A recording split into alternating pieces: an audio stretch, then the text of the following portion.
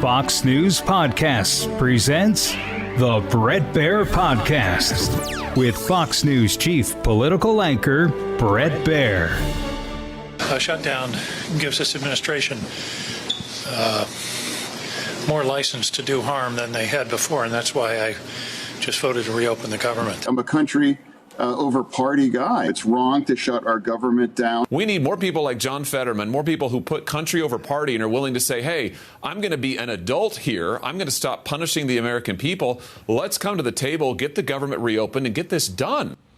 Well, in tonight's Common Ground segment, the ongoing government shutdown and bipartisan efforts to ensure cybersecurity for the agriculture industry.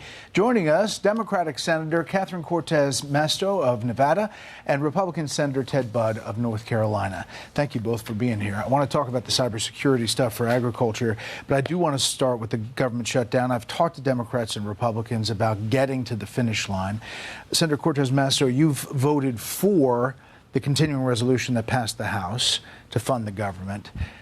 Do you see an end in sight?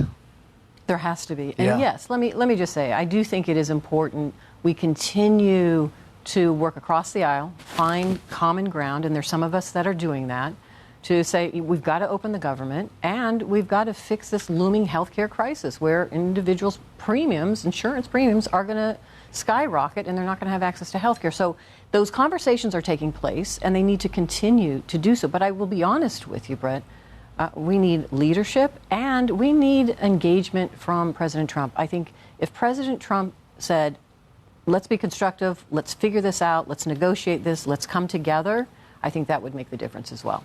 Understanding that Obamacare subsidies are going to affect Democrats and Republicans, and it is going to be an issue. And Republicans have acknowledged that. They just want to start after funding the government. Do you see a path here? It has to be. We open the government, and whether that's November, I mean, I'm very concerned. You've got WIC running out. You've got SNAP benefits running out end of the month, very beginning of next month. So there has to be an off-ramp at some point. But I say let's open the government. And I want to thank my colleague. Thanks again for having me here. But I want to thank my colleague Catherine for voting with us on this. But for the politics and for the Republicans who are out there, and they look at the Quinnipiac poll, it says Republicans more responsible for the government shutdown, just slightly. But there are some Republicans who think this is a political benefit somehow. Democrats have talked about that too. What do you say to them? I think this is about being responsible and less about politics. Let's open the government and let's negotiate in good faith. We'll continue right after this. Let's talk about cybersecurity and where you are, why it's important, and what specifically you're working on together. Sure.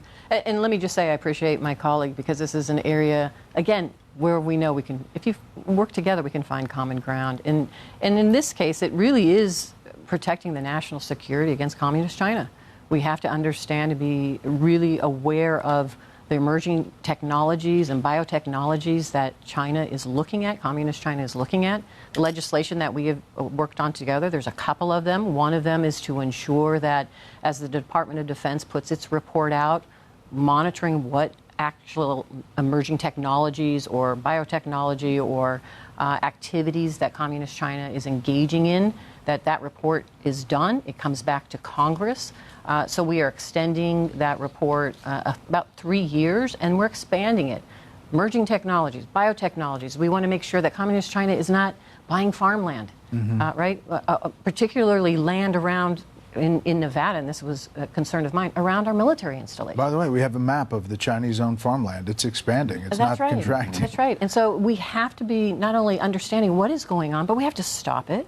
And we have to make sure that we are protecting our national security in this day and age, because as we know, we are watching the war in Ukraine right now.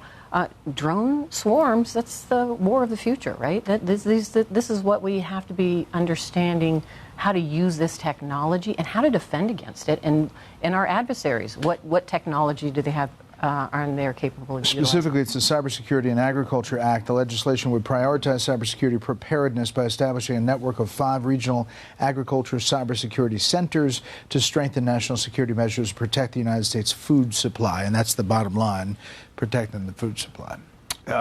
Agriculture is the biggest industry in North Carolina, $110, $112 billion, 40,000 different farms in North Carolina. And we've had significant attacks. And don't think about just the farm. It's the technology as well, because we've become so technologically dependent, even in agriculture, but also include food processing and food distribution. If you shut any of those down, it really hurts getting food to the farms or food to the table of the American people. We've had multiple attacks over the last 3 or 4 years, one on food processing, one on food distribution. It's been very concerning. And is there pushback to this? It seems like a no-brainer. We think this has been referred to. One of them is on the NDAA, the National Defense Authorization Act. And this bill actually has been referred to the Agriculture Committee. And we've got great hopes that this is going to pass. Again, I think the fact that it's bipartisan means that it's going to get broader support. You all have worked together before, other things. Is it easy or hard in this environment to work together? Listen, I think there's more of this happening than people in the public realize, the fact that we're working together. Ted and I have another piece of legislation working on is to stop illicit xylazine from being utilized and cut with fentanyl and protecting our law enforcement, making sure they have resources to address this. Again, I am frustrated because I think the American public sees more of the turmoil that is happening in Congress and the acrimony and the partisanship than they do this. Yeah. And more of this is happening, but it's just not sexy enough, really, to talk about, right? Literally, this is why we started this this segment, and more of your colleagues are coming on, and sometimes some strange bedfellows on left and right, but they're working on something together.